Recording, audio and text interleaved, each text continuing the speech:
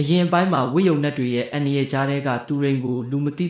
လူတယောက်ကအသက်ရှင်အောင်ကယ်တင်ပေးခဲ့ပါတယ်။ဒါပေမဲ့အဲ့ဒီကယ်တင်သူကရန်သူလားမိတ်ဆွေလားဒီအပိုင်းမှာတော့တူရိန်ဟာ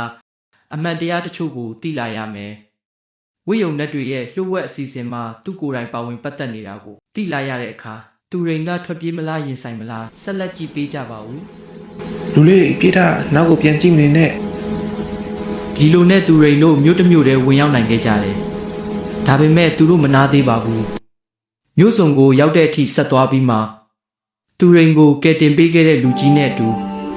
အရေးတစ်ခုအောက်မှာထိုင်ပြီးအမောဖြေလိုက်ကြတယ် လူလေးရေတောင်းကွာ ။ကျွန်တော်မေးစရာရှိတယ်ဦး။ကျွန်တော်နောက်လိုက်လာတဲ့လူတွေကဘသူတွေလဲ။ဦးလေးကလည်းဘသူလဲ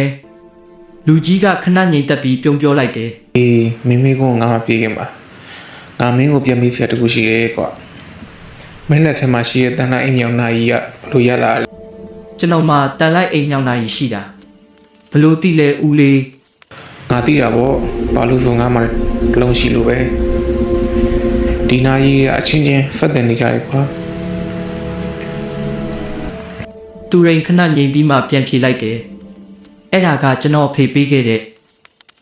တခုတည်းသောလက်ဆောင်ပစ္စည်းပဲဗျ။ နေပါဦးမင်းအဖေကဘူးလဲ ကျွန်တော်အဖေကဦးမင်းတင်မှာလူကြီးမျက်လုံးကျဲသွားပြီးချက်ချင်းမေးလိုက်တယ် 爬，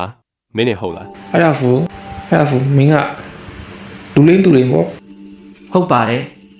ကျွန်တော်တူရိန်မှာဦးလေးကဘလို့သိတာလဲလူကြီးကတက်တာစွာပြုံးလိုက်တယ် မင်းကမမိတာငါအပြင်းဖူပါကွာငါတို့မတွေ့တာကြာပြီပဲ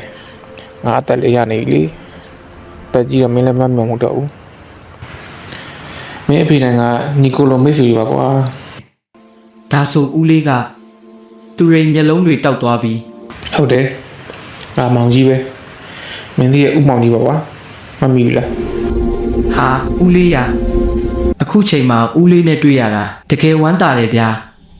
ဦးမောင်ကြီးကမျက်နှာပြင်းပြင်းနဲ့ပြန်ပြောလိုက်တယ် လူလေးသူတွေ